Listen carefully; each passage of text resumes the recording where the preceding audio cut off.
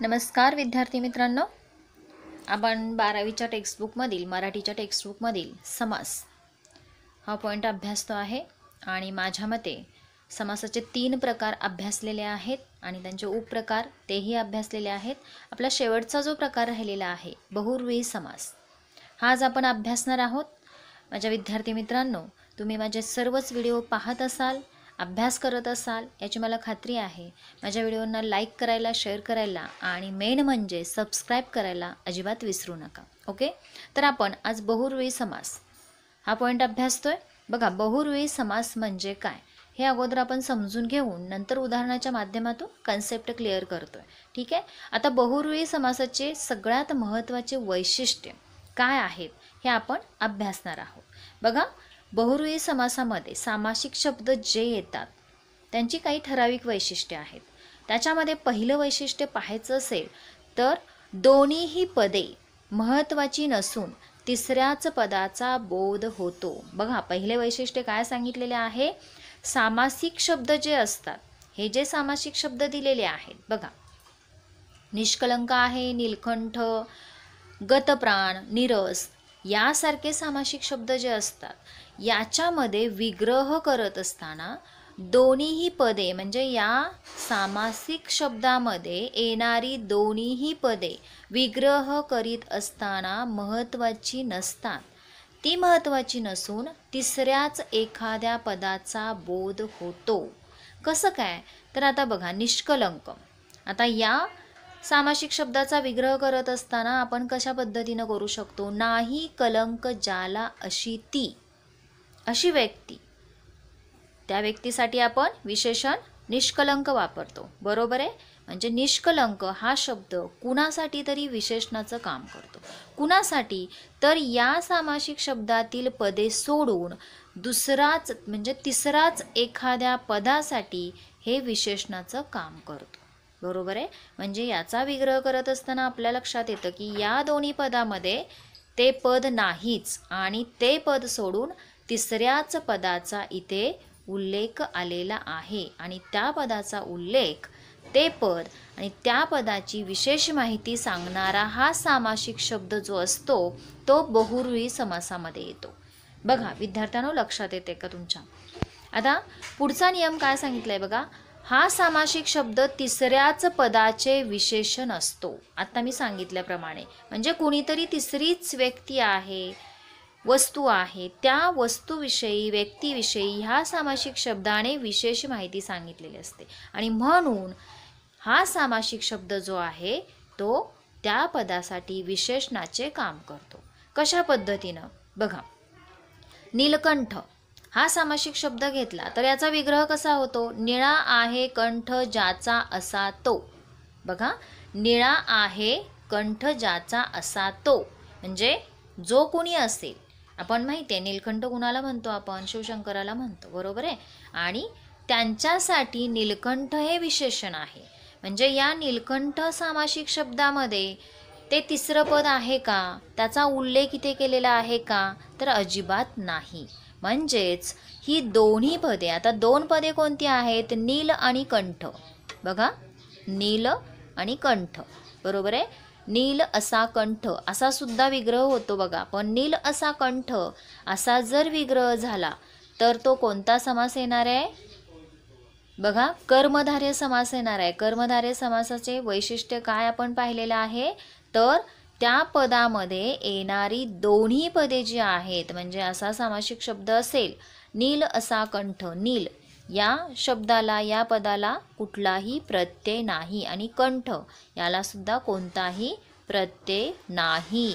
शिवाय काही वेळेला अशा सामासिक शब्दामध्ये पहिले पद किंवा दुसरे पद विशेषण असते, कधी कधी दोन्ही पदे विशेषणाचं काम करतात।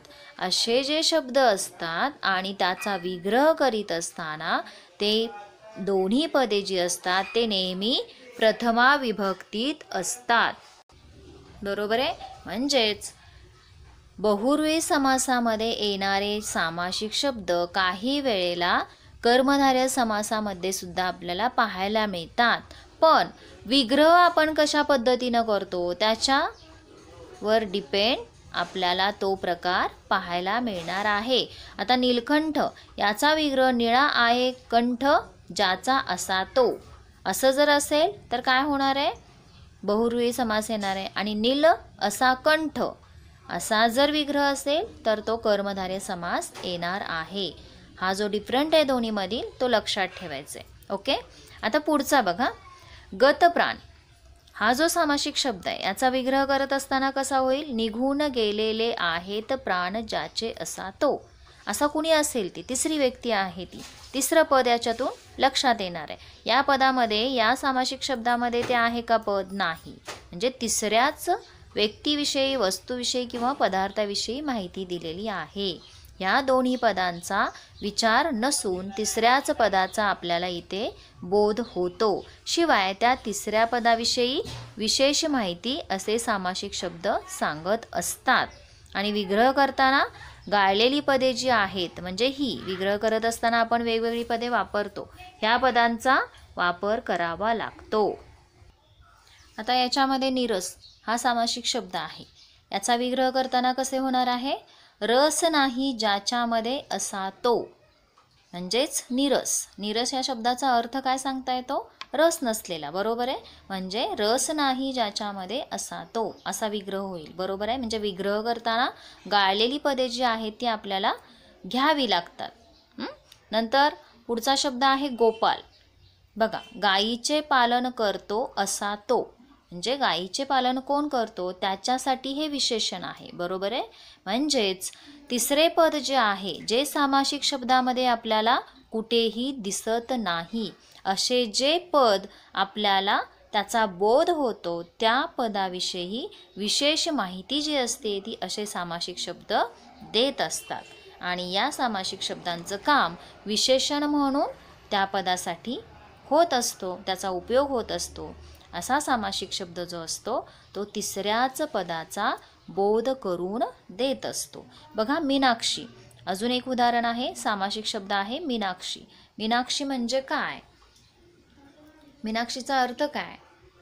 आता याचा विग्रह करत असताना बघा, माशासारखे डोळे आहेत जिचे अशी ती, म्हणजे अशा व्यक्तीला मीनाक्षी असे म्हटले जाते. जिचे माशासारखे डोळे आहेत त्याच्यासाठी, त्या व्यक्तीसाठी मीनाक्षी हा शब्द योजलेला आहे आणि तो विशेषण म्हणून काम करतो. मग ह्या मीनाक्षी शब्दामध्ये कुठेतरी ह्या पदाचा उल्लेख आहे का तिसऱ्या पदाचा? नाही.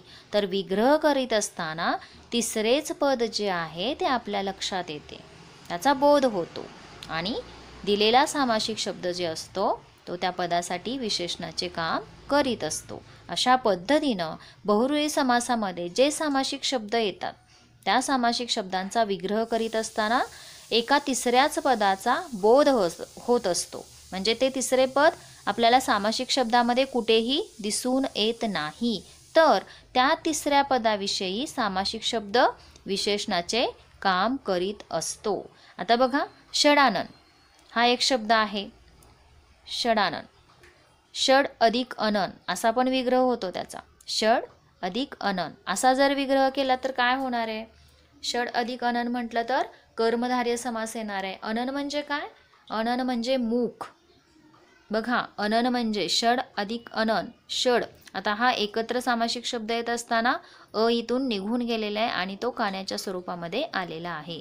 आता याचा विग्रह करत असताना असाही होऊ शकतो. आता मी खाली करून दाखवते तुम्हाला. बघा, षड अधिक अनन, बरोबर आहे. आता जर असा विग्रह केला आपण ह्या शब्दाचा षडानन, तर काय होणार आहे? हा समास कुठला येणार आहे? कर्मधारय समास येणार आहे. कर्मधारय समासाचं वैशिष्ट्य आपण पाहिलेली आहेत, बरोबर आहे की नाही? कर्मधारय समासामध्ये काय पाहिलेलं आहे? तर दोन्ही पदे जी असतात त्या कोणत्याही पदाला कोणताही प्रत्यय लागत नाही. दोन्ही पदे प्रथमा विभक्तीत असतात. हे आपण अभ्यासलेलं आहे कर्मधारय समासामध्ये, होय की नाही. कर्मधारय समासामध्ये जो सामासिक शब्द असतो त्याचा विग्रह करीत असताना ती पदे प्रथमा विभक्तीत येतात.